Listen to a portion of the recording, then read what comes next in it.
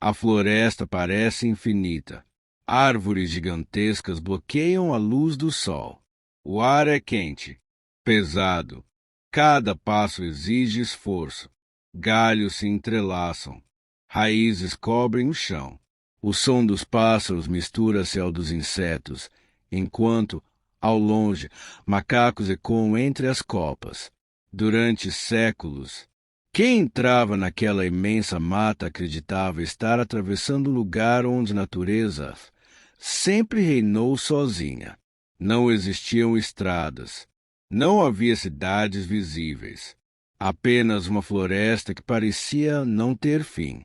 Mas havia algo escondido ali, sob camadas de terra, debaixo de raízes que cresceram durante centenas de anos. Cobertas por musgo e árvores gigantes, existiam escadarias, praças, templos, palácios, pirâmides. Toda uma cidade havia desaparecido da vista do mundo, não porque tivesse sido destruída, mas porque a própria natureza a havia engolido. Quando exploradores europeus começaram a encontrar essas ruínas, ficaram sem palavras. Como era possível construir cidades tão enormes no coração de uma selva tão densa? Quem havia colocado milhões de blocos de pedra naquele lugar? Quem governava aquelas cidades? Para onde aquelas pessoas tinham ido? Durante muito tempo, as respostas pareciam impossíveis. Alguns chegaram a acreditar que aquelas construções pertenciam a um povo vindo de outro continente. Outros imaginavam que eram obras de uma civilização perdida muito mais antiga do que qualquer povo conhecido na América. Mas a verdade era ainda mais impressionante. Aquelas cidades haviam sido construídas pelos maias, um povo que, durante mais de 2000 anos, desenvolveu uma das civilizações mais sofisticadas de todo o continente americano. Eles ergueram templos monumentais, criaram um sistema de escrita próprio, dominaram a matemática, utilizaram o conceito do zero muito antes de várias outras civilizações. Observaram os céus com uma precisão que ainda hoje impressiona os pesquisadores e governaram dezenas de cidades espalhadas por uma região que hoje corresponde ao sul do México, Guatemala, Belize, Honduras e El Salvador. Mas existe algo curioso. Quando pensamos nos maias, quase sempre lembramos do seu misterioso desaparecimento, como se toda a sua história pudesse ser resumida a uma única pergunta: o que aconteceu com eles? Na realidade, essa é apenas a última página de uma história muito maior. Antes do colapso, vieram séculos de crescimento.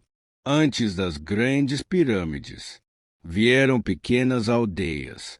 Antes dos reis, vieram agricultores que aprenderam a sobreviver em uma das regiões mais difíceis da América.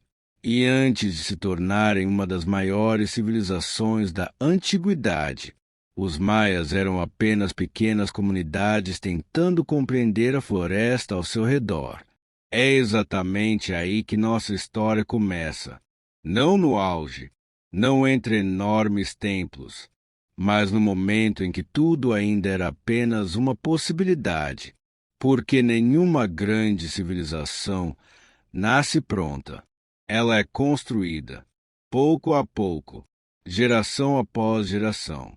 E foi exatamente assim que nasceu o mundo maia, muito antes de existirem reis, muito antes de templos dominarem o horizonte. A região onde os maias viveriam era apenas uma imensa extensão de florestas, rios e montanhas. Não havia cidades, não existiam estradas, nem monumentos de pedra. Apenas pequenos grupos humanos espalhados por um território tão vasto quanto desafiador. A vida dependia completamente da natureza. Caçar, pescar, coletar frutos, encontrar água. Cada dia era uma luta pela sobrevivência. durante milhares de anos. Essas comunidades viveram como muitos outros povos da América. Mudavam de lugar conforme as estações. Seguiam os animais. Aproveitavam os recursos disponíveis. Mas, pouco a pouco, algo começou a mudar. Os habitantes daquela região perceberam que algumas plantas podiam ser cultivadas, em vez de depender apenas daquilo que encontravam na floresta. Passaram a produzir parte do próprio alimento. Foi uma transformação silenciosa, mas revolucionária. Entre todas as plantas, uma se tornaria o centro da vida maia: o milho. Hoje ele parece apenas mais o alimento. Naquele tempo, era muito mais do que isso. Era sobrevivência, era riqueza, era religião, era identidade. Segundo o livro sagrado maia, o Popol Vuh, os próprios seres humanos teriam sido criados a partir do milho. Essa ideia mostra o quanto esse cultivo era importante. Sem milho, não existia povo. Sem povo, não existia civilização. Mas cultivar em plena floresta tropical estava longe de ser simples. Ao contrário do que muitos imaginam, os solos daquela região nem sempre eram férteis. As chuvas podiam ser abundantes durante parte do ano, mas também existiam longos períodos de seca. Era preciso aprender a trabalhar com o ambiente e não contra ele. Os primeiros agricultores abriram pequenas clareiras, derrubavam árvores, queimavam a vegetação e utilizavam as cinzas para enriquecer temporariamente a terra. Depois de alguns anos, quando o solo perdia sua força, a área era abandonada, a floresta voltava a crescer e uma nova clareira era aberta em outro ponto. Esse sistema exigia paciência, conhecimento e um profundo entendimento da natureza. Não era uma agricultura improvisada. Era uma adaptação inteligente a um ambiente extremamente complexo. Com mais alimento disponível, a população começou a crescer e, pela primeira vez, algumas famílias deixaram de viver em constante deslocamento. Pequenas aldeias começaram a surgir. Casas simples foram construídas próximas umas das outras. As pessoas passaram a compartilhar tarefas. Alguns se dedicavam mais ao cultivo, outros à caça, outros à fabricação de ferramentas e recipientes de cerâmica. Sem perceber, essas comunidades estavam dando um passo decisivo, porque toda grande civilização começa exatamente assim, quando um povo deixa de pensar apenas no próximo dia e começa a construir o próximo século.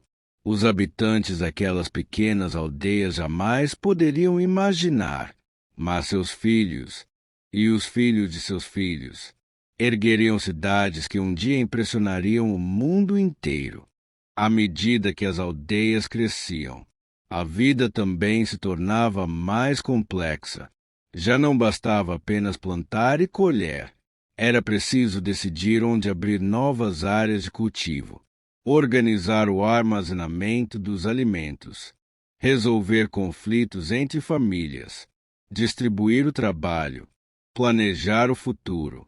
Uma pequena comunidade podia sobreviver sem grandes regras, mas dezenas ou centenas de pessoas vivendo juntas precisavam de organização. Foi assim que surgiram os primeiros líderes.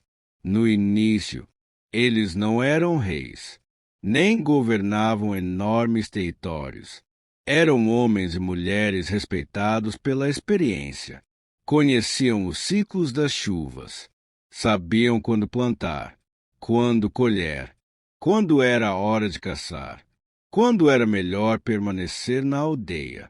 Seu conhecimento era tão valioso quanto a força de qualquer guerreiro. Com o passar das gerações, Esses líderes começaram a acumular outras responsabilidades.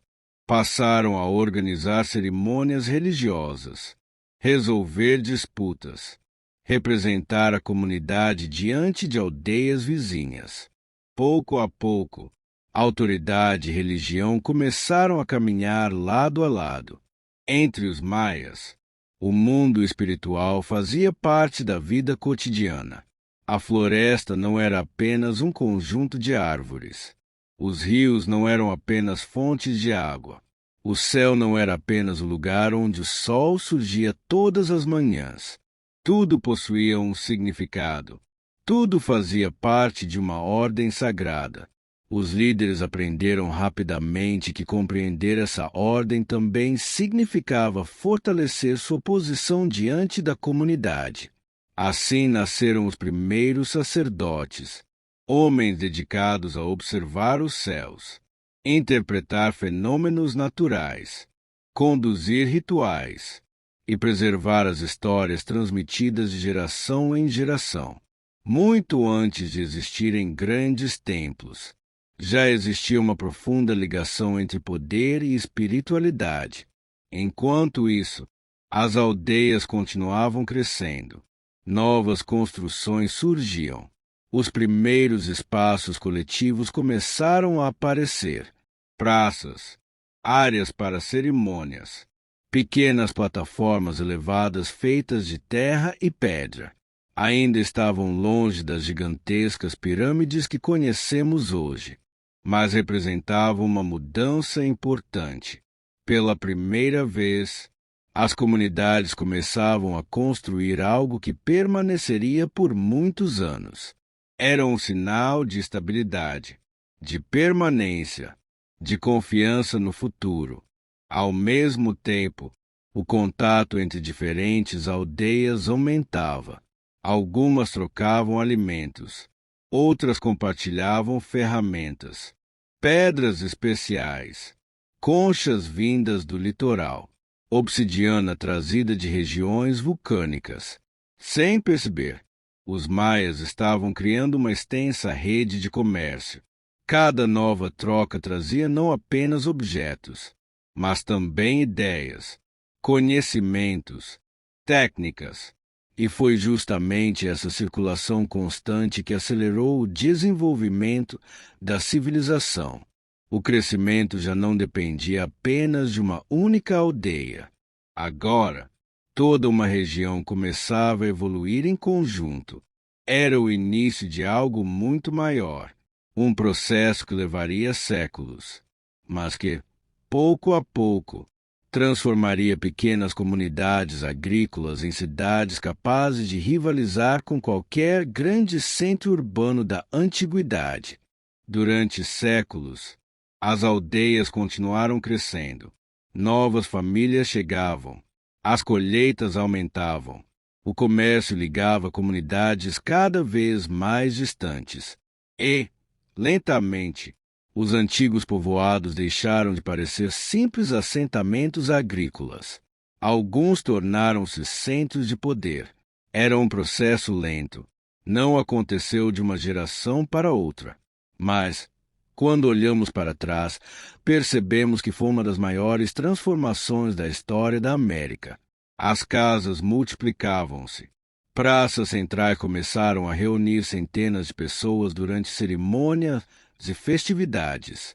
As construções passaram a ser planejadas. Os espaços deixaram de surgir ao acaso. Cada edifício tinha uma função. Cada caminho ligava pontos importantes da comunidade. Pela primeira vez, os maias começaram a moldar a paisagem ao seu redor. E fizeram isso sem utilizar animais de tração. Sem cavalos, sem bois, sem carroças. Tudo era transportado pelos próprios homens e mulheres. Cada bloco de pedra, cada tronco, cada ferramenta, tudo atravessava quilômetros de floresta carregado por mãos humanas. É justamente por isso que muitas das construções maias impressionam tanto os arqueólogos, não apenas pelo tamanho, mas pelo esforço necessário para erguê-las. No centro dessas novas cidades, começaram a surgir plataformas de pedra, inicialmente modestas, depois cada vez maiores. Essas estruturas serviam como base para templos, edifícios administrativos e residências da elite. Além de sua função prática, também transmitiam uma mensagem. Quanto mais elevada a construção, maior era o prestígio de quem a ocupava. Pouco a pouco, as cidades começaram a competir entre si. Cada líder desejava deixar sua marca, construir um templo maior, uma praça mais ampla, um centro cerimonial mais impressionante. Essa rivalidade impulsionou a arquitetura maia, mas também alimentou disputas que cresceriam nas gerações seguintes. Ao redor dessas áreas centrais, viviam artesãos especializados, escultores, ceramistas, construtores, tecelões, pessoas que já não precisavam dedicar todo o seu tempo à agricultura. Esse talvez seja um dos maiores sinais de uma civilização em desenvolvimento. Quando parte da população pode criar, inventar, produzir arte, desenvolver técnicas, é porque a sociedade alcançou um novo nível de organização.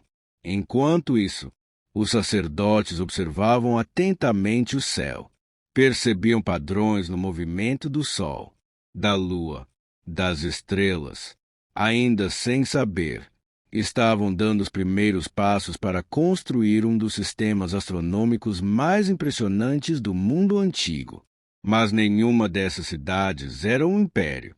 Ainda, cada uma possuía seus próprios governantes, suas próprias alianças, seus próprios interesses. Os maias jamais formariam um único reino unificado. Sua força nasceria justamente dessa rede de cidades independentes. E também seria essa característica que, séculos depois, ajudaria a explicar muitos dos conflitos que enfrentariam. Naquele momento, porém, nada parecia ameaçar seu crescimento. As primeiras cidades haviam surgido, e uma nova civilização finalmente começava a mostrar sua verdadeira dimensão. À medida que as cidades cresciam, o poder também mudava de forma. Os antigos líderes comunitários já não eram suficientes para governar milhares de pessoas. As cidades precisavam de alguém capaz de tomar decisões, organizar grandes construções, administrar o comércio, planejar a defesa e, acima de tudo, manter a ordem. Foi assim que surgiram os primeiros grandes governantes maias. Mas eles não eram vistos apenas como reis. Na visão maia, governar era uma missão sagrada. O rei era considerado o intermediário entre o mundo dos homens e o mundo dos deuses. Seu papel ia muito além da política. Era responsável por realizar rituais, oferecer sacrifícios, interpretar sinais divinos, garantir que a ordem do universo permanecesse em equilíbrio. Se as colheitas eram boas, era sinal de que os deuses estavam satisfeitos. Se a seca chegava, ou uma guerra terminava em derrota, muitos acreditavam que o governante havia falhado em sua missão espiritual. Por isso, ser rei significava viver sob uma pressão constante. Cada decisão podia afetar não apenas a cidade, mas também a relação entre os homens e o mundo sobrenatural. Os maias chamavam seus governantes de Calhuajo, uma expressão que pode ser traduzida como Senhor Divino. Esse título deixava claro que sua autoridade não vinha apenas da força militar. Ela era legitimada pela religião. Para reforçar essa imagem, os reis apareciam em cerimônias usando mantos elaborados, grandes cocares feitos com penas coloridas, máscaras, joias de jade. Cada detalhe possuía um significado. Não era apenas riqueza, era uma demonstração pública de poder. Durante as grandes celebrações, milhares de pessoas reuniam-se nas praças centrais. Ali assistiam aos rituais conduzidos pelo governante e pelos sacerdotes. A fumaça do incenso subia lentamente. Os tambores marcavam o ritmo das cerimônias. Orações eram entoadas e oferendas eram entregues aos deuses. Em alguns momentos, também eram realizados sacrifícios humanos. Esse é um dos aspectos mais conhecidos da religião maia, mas muitas vezes também é um dos mais mal compreendidos. Os sacrifícios não aconteciam diariamente, nem eram feitos de forma indiscriminada. Normalmente estavam ligados a acontecimentos considerados extraordinários: a coroação de um rei, o início de uma guerra, o fim de um grande ciclo do calendário, ou momentos em que se acreditava ser necessário restaurar o equilíbrio entre os homens e os deuses. Para os maias, a vida era um presente recebido das divindades. Oferecê-la de volta possuía um profundo significado religioso. Pode parecer difícil compreender essa visão hoje, mas, para aquela sociedade, era parte da própria ordem do universo. Enquanto o poder dos reis aumentava, as cidades continuavam crescendo. Novos templos eram erguidos, praças tornavam-se maiores, palácios mais sofisticados surgiam, e uma disputa silenciosa começava a tomar forma. Cada governante desejava que sua cidade fosse a mais poderosa, a mais rica, a mais respeitada. Essa competição impulsionaria um extraordinário período de desenvolvimento, mas também abriria caminho para uma era marcada por alianças instáveis e guerras constantes. Quando pensamos nos maias, é comum imaginarmos uma única capital, um grande império governado por um único rei. Mas a realidade era muito diferente. Os maias nunca formaram um reino unificado. Sua civilização era composta por dezenas de cidades-estado. Cada uma possuía seu próprio governante, seu próprio exército, seus próprios sacerdotes, suas próprias alianças e, muitas vezes, seus próprios inimigos. Entre todas elas, algumas cresceram muito mais do que as outras. A primeira grande potência foi Tikal. Localizada no coração da atual Guatemala, Tikal começou como uma pequena comunidade. Com o passar dos séculos, transformou-se em uma das maiores cidades de toda a América pré-colombiana.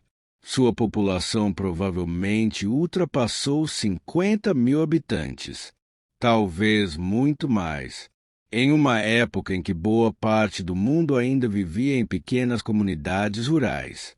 Tikal já possuía enormes praças, templos monumentais, palácios, reservatórios de água e uma complexa organização urbana. Seus templos dominavam completamente a paisagem.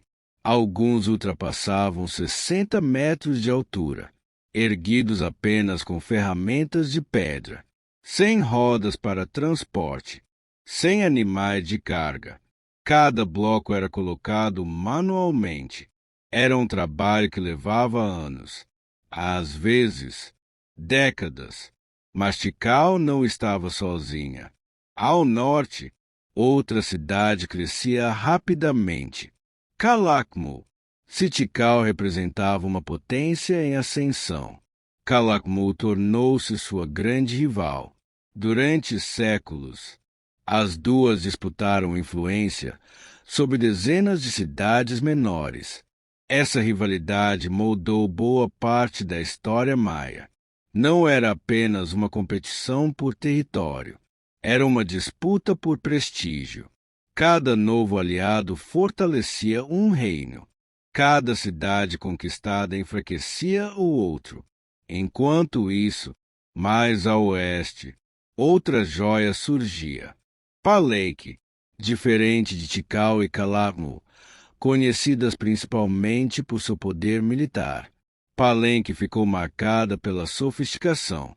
Sua arquitetura era elegante, Os relevos esculpidos em pedra alcançaram um nível artístico impressionante. Foi ali que viveria um dos maiores governantes da história maia, Cainichi Janá Pacal, conhecido hoje simplesmente como Pacal o Grande, mas sua história ainda pertence aos próximos capítulos. O mais importante naquele momento era perceber uma característica comum a todas essas cidades. Nenhuma existia por acaso. Cada templo, cada praça, cada escadaria era planejada cuidadosamente. Os edifícios eram posicionados levando em consideração o movimento do sol, os equinócios, os solstícios, as observações astronômicas. Para os maias, arquitetura, religião, ciência e política faziam parte de um único sistema. Era como se toda a cidade tivesse sido construída para representar a ordem do universo. Ao caminhar por uma dessas grandes praças, um habitante maia não enxergava apenas edifícios. Ele enxergava a própria presença dos deuses. Essa capacidade de unir engenharia, astronomia e espiritualidade tornou aquelas cidades únicas. E, ao mesmo tempo, criou um ambiente onde a competição nunca deixava de existir, porque, quanto mais uma cidade crescia, mais despertava a atenção de suas rivais. E, inevitavelmente, quanto maior o poder, maior também seria a guerra.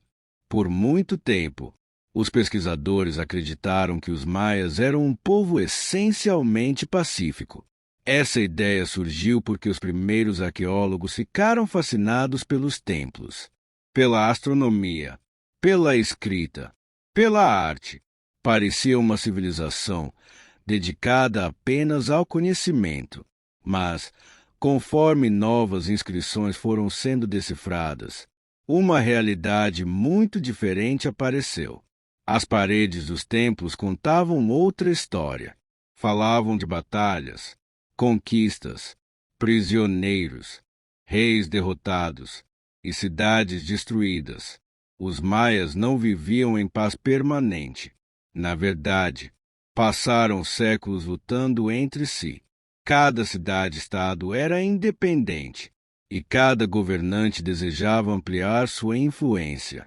Algumas guerras eram travadas para controlar rotas comerciais, outras para conquistar terras férteis. Também existiam conflitos motivados por alianças rompidas, disputas entre famílias reais ou simplesmente pela demonstração de poder. No centro de quase todos esses confrontos estavam duas gigantes, Tikal e Calakmul, durante gerações. Essas duas cidades disputaram o controle do mundo maia.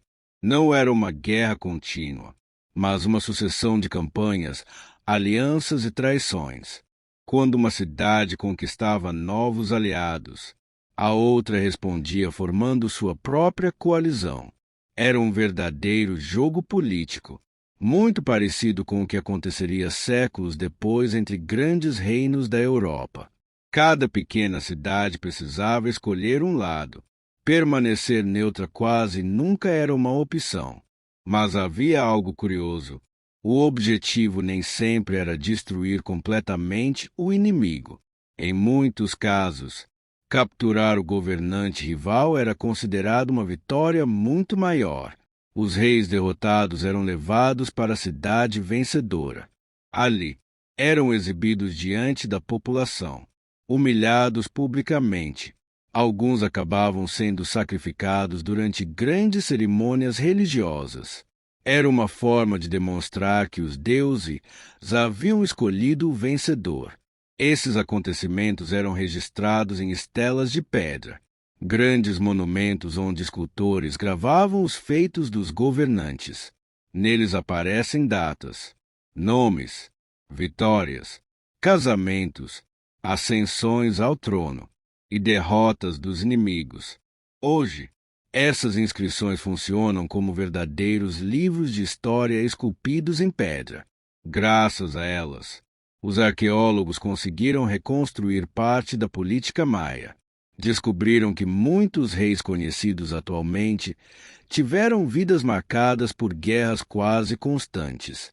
Apesar dos conflitos, as cidades continuavam crescendo. O comércio nunca desapareceu completamente. Artistas continuavam produzindo esculturas. Sacerdotes observavam o céu. Arquitetos erguiam novos templos.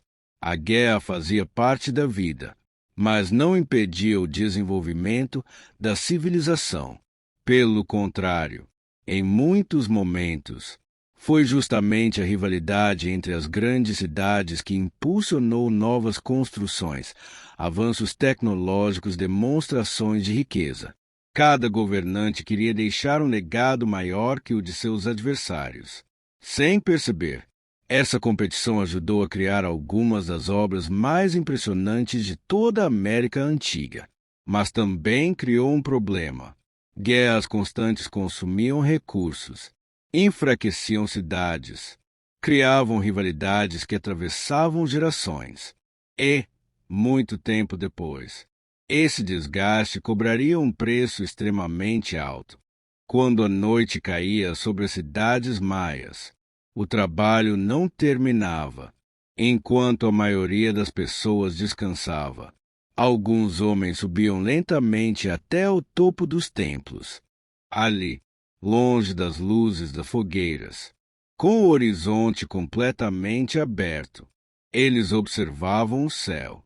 No início, parecia apenas contemplação, mas, noite após noite, ano após ano, geração após geração, esses observadores começaram a perceber que os astros seguiam padrões. O Sol sempre nascia em posições ligeiramente diferentes ao longo do ano. A Lua repetia seus ciclos. Algumas estrelas desapareciam por meses. Depois voltavam exatamente ao mesmo lugar. Nada parecia acontecer por acaso. Para os maias, o universo possuía uma ordem. E compreender essa ordem significava compreender o próprio funcionamento do mundo. Foi dessa dedicação que nasceu um dos sistemas astronômicos mais impressionantes da antiguidade. Sem telescópios, sem instrumentos modernos, apenas com observação paciente.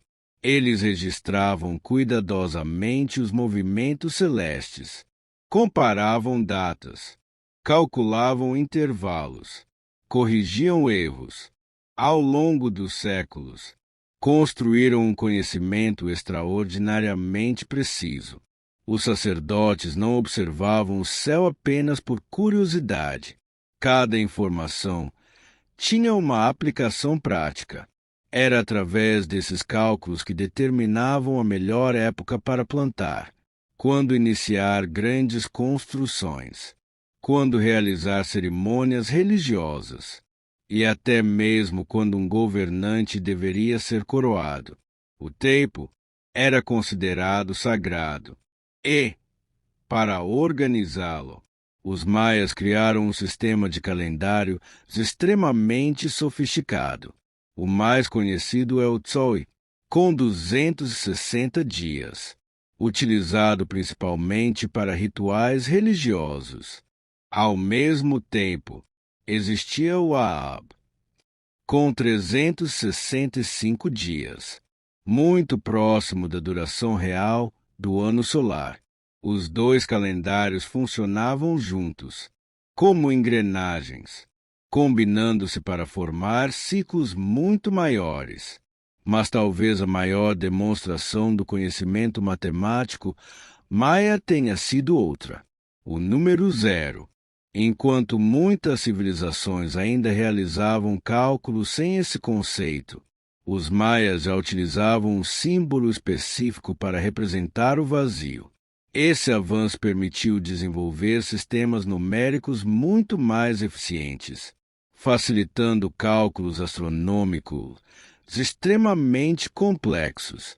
Hoje, o zero parece algo simples, mas sua criação mudou completamente a história da matemática. E os maias chegaram a essa ideia de forma independente, muito antes de ela se espalhar por boa parte do mundo. Outro aspecto impressionante era a precisão de suas previsões. Eles conseguiam calcular eclipses, acompanhar o ciclo do planeta Vênus e registrar eventos celestes com uma margem de erro surpreendentemente pequena. Em alguns casos, seus cálculos diferem apenas alguns minutos dos obtidos pelos instrumentos modernos. Tudo isso, sem lentes, sem relógios, sem qualquer tecnologia além da observação cuidadosa e da capacidade de registrar informações ao longo de muitas gerações. É por isso que reduzir os maias apenas ao sacrifício ou às pirâmides é um enorme erro. Eles foram também matemáticos, astrônomos, engenheiros, pesquisadores do céu, homens que transformaram a observação da natureza em conhecimento, e fizeram isso muito antes da chegada dos europeus ao continente americano. Para os maias, os deuses não viviam distantes. Eles estavam presentes em tudo: na chuva, no vento, na floresta, nos rios, na colheita, no nascimento de uma criança e até mesmo no resultado de uma guerra. O universo era visto como um enorme equilíbrio. Cada força da natureza possuía uma divindade. Cada acontecimento fazia parte de uma ordem muito maior. Por isso, a religião não ocupava apenas um espaço na sociedade. Ela era a própria sociedade. Não existia separação entre governo, ciência e espiritualidade. O rei governava porque os deuses permitiam. Os sacerdotes observavam o céu para interpretar sua vontade. Os agricultores plantavam no momento indicado pelos calendários sagrados. Tudo estava conectado. Entre as divindades mais importantes estava Itzamna, considerado um dos grandes criadores, associado ao conhecimento, à escrita, ao céu e à sabedoria. Era visto como uma figura que havia ensinado muitas das habilidades necessárias para a vida em sociedade. Outro deus extremamente importante era Sha'ak, o senhor da chuva, em uma região onde a agricultura dependia das estações. A chuva significava vida. Quando ela demorava, toda a população sofria. Por isso, Sha'ak recebia inúmeras cerimônias e oferendas. Os maias acreditavam que manter uma boa relação com essa divindade era essencial para garantir boas colheitas. Também havia Kanishal, ligado ao sol. Sua jornada diária pelo céu representava muito mais do que a passagem do tempo. Era um símbolo da continuidade da vida.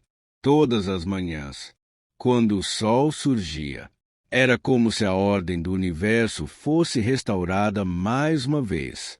Mas talvez o livro religioso mais importante dessa civilização seja o Popol Vuh, escrito já no período colonial, preservando tradições muito mais antigas. Ele reúne mitos sobre a criação do mundo, o surgimento dos homens e as aventuras dos famosos heróis gêmeos. Segundo essa narrativa, os deuses tentaram criar os seres humanos várias vezes.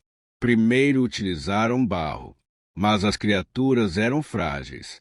Depois fizeram homens de madeira, mas eles não possuíam alma nem memória. Somente na última tentativa, utilizando o milho, os deuses criaram a humanidade da forma considerada perfeita. Essa história mostra novamente o lugar central que o milho ocupava na cultura maia. Não era apenas alimento, era a própria origem da vida. Outro aspecto marcante da religião maia era sua visão sobre o universo. Eles imaginavam o mundo dividido em diferentes níveis. Acima, os céus. Abaixo, o submundo, conhecido como Xibalba, longe de representar apenas um lugar de punição.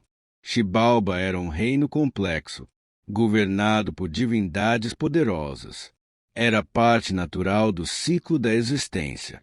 Vida, morte, renascimento, tudo fazia parte da mesma ordem cósmica. Essa forma de enxergar o mundo influenciava completamente sua arquitetura. Muitos templos eram construídos para representar montanhas sagradas. Outros simbolizavam a ligação entre os céus, a terra e o submundo. Subir uma escadaria até o topo de uma pirâmide não era apenas alcançar um ponto elevado.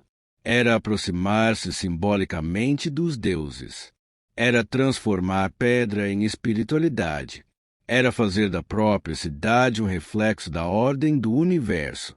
Essa profunda ligação entre religião, astronomia e arquitetura tornou a civilização maia única. Mas, apesar de todo esse conhecimento, apesar das cidades grandiosas, dos reis poderosos, dos sacerdotes e dos templos monumentais, nada dura para sempre. E, pouco a pouco, pequenos sinais começaram a aparecer. Sinais de que aquela extraordinária civilização estava entrando em uma nova fase. Uma fase de dificuldades que, séculos depois, levantaria uma das maiores perguntas da história. Nenhuma grande civilização desaparece da noite para o dia. Roma não desapareceu. O Egito também não. E com os maias aconteceu exatamente a mesma coisa. Não houve um único dia em que alguém acordou e encontrou todas as cidades abandonadas. Não existiu um único desastre capaz de destruir todo aquele mundo. O colapso aconteceu lentamente, durante gerações. No auge da civilização maia, algumas cidades reuniam dezenas de milhares de habitantes. Templos eram ampliados. Novos palácios surgiam. As praças permaneciam cheias. As rotas comerciais ligavam regiões distantes. Tudo parecia indicar que aquela sociedade continuaria crescendo. Mas, por trás dessa prosperidade, os primeiros sinais de desgaste já começavam a aparecer. As cidades nunca paravam de crescer. Cada novo governante desejava construir templos maiores, palácios mais grandiosos, monumentos capazes de eternizar seu reinado. Para isso, era necessário cortar enormes áreas da floresta. Madeira servia para construir, para fabricar ferramentas, para produzir o calor necessário na transformação do calcário em cal, usada nas construções. Durante séculos, a floresta parecia inesgotável, mas ela não era. Ao mesmo tempo, a população continuava aumentando. Mais pessoas significavam mais alimento, mais plantações, mais áreas desmatadas, mais pressão sobre os recursos naturais. Em algumas regiões, o solo começou a perder fertilidade. As colheitas já não produziam como antes. E justamente nesse período, o clima começou a mudar. Estudos realizados em sedimentos de lagos e cavernas indicam que parte do território maia enfrentou longos períodos de seca. Não foram apenas alguns meses sem chuva. Em certos momentos, as secas se repetiram durante anos. Reservatórios diminuíram. Plantações fracassaram. A fome começou a atingir algumas cidades. E quando falta alimento, quase sempre surgem conflitos. As guerras, que já existiam havia séculos, tornaram-se ainda mais frequentes. Cidades antes aliadas passaram a disputar os poucos recursos disponíveis. Rotas comerciais foram interrompidas. Reis perderam autoridade. Porque, para muitos habitantes, se os governantes eram escolhidos pelos deuses, porque os deuses permitiam tanta miséria, a confiança começou a desaparecer. Algumas famílias abandonaram os grandes centros urbanos. Procuraram regiões menores, mais próximas da água, mais fáceis de sustentar. Pouco a pouco, as grandes cidades começaram a esvaziar-se. Os templos deixaram de receber manutenção. As praças ficaram silenciosas. Os monumentos já não eram erguidos. A floresta iniciou seu lento trabalho. Ano após ano, as raízes avançaram. As árvores cresceram sobre as construções. A natureza retomava, lentamente, aquilo que durante séculos pertencera aos homens. Mas existe um detalhe fundamental: os maias não desapareceram. As grandes cidades do sul entraram em colapso. Isso aconteceu, mas milhões de pessoas continuaram vivendo em outras regiões, principalmente no norte da península de Yucatán. Outras cidades continuaram existindo. Novos centros de poder surgiram, e comunidades maias permaneceram vivas muito depois do abandono de Tikal, Copán e tantas outras. Foi essa diferença que, durante muito tempo, gerou tanta confusão. O colapso foi das grandes cidades clássicas, não do povo maia. Quando os conquistadores espanhóis chegaram à América no século XVI, eles não encontraram uma terra vazia, muito menos uma civilização desaparecida. Encontraram povos que ainda falavam línguas maias, que cultivavam o milho da mesma forma que seus ancestrais, que continuavam realizando cerimônias religiosas e que preservavam tradições transmitidas havia incontáveis gerações. As grandes cidades clássicas já haviam sido abandonadas. Tikal, Palenque, Copán, Calakmul, todas permaneciam silenciosas, tomadas pela floresta, mas o povo maia continuava existindo. Na verdade, continua existindo até hoje. Milhões de descendentes dos antigos maias vivem atualmente no México, Guatemala, Belize, Honduras e El Salvador. Muitos ainda falam idiomas derivados da antiga língua maia. Mantêm costumes tradicionais, celebram festividades herdadas dos antepassados e preservam uma identidade cultural que atravessou séculos de mudanças. Isso talvez seja a maior prova da força dessa civilização. As cidades podem desaparecer, os impérios podem cair, mas um povo continua vivo enquanto sua cultura permanece. Ao longo desta jornada, vimos pequenas aldeias surgirem em meio à floresta. Assistimos ao nascimento das primeiras cidades. Conhecemos reis que governavam em nome dos deuses. Acompanhamos guerras entre grandes potências. Descobrimos um povo que observava o céu com uma precisão extraordinária, que desenvolveu um sistema matemático sofisticado, que utilizava o conceito do zero, que construiu monumentos capazes de sobreviver por mais de 1000 anos. Também vimos como crises ambientais, disputas políticas e guerras sucessivas enfraqueceram aquele mundo. Mas reduzir toda essa história à pergunta por que os maias desapareceram seria profundamente injusto, porque essa civilização foi muito maior do que seu colapso. Ela mudou para sempre a história do continente americano. Hoje, cada novo sítio arqueológico encontrado sob a floresta revela que ainda conhecemos apenas uma pequena parte desse passado. Tecnologias modernas, como o escaneamento a laser por lidar, têm revelado milhares de construções escondidas sob a vegetação, mostrando que o mundo maia era muito mais vasto e complexo do que se imaginava há poucas décadas. A cada nova descoberta, percebemos que ainda existem perguntas sem resposta. Quantas cidades continuam ocultas? Quantos reis ainda são desconhecidos? Quantas histórias permanecem enterradas sob séculos de vegetação? Talvez nunca saibamos todas as respostas, mas é justamente isso que torna os maias tão fascinantes.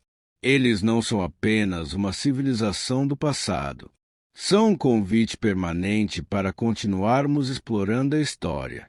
Porque, às vezes, os maiores mistérios não estão naquilo que desapareceu, mas naquilo que ainda estamos começando a compreender. Os maias não construíram apenas templos. Construíram conhecimento. Transformaram a observação do céu em ciência. Fizeram da matemática uma ferramenta para compreender o tempo. Criaram cidades monumentais em meio a uma das florestas mais desafiadoras do planeta.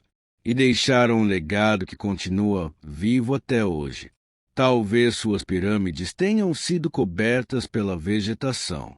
Talvez muitas de suas cidades tenham sido esquecidas durante séculos.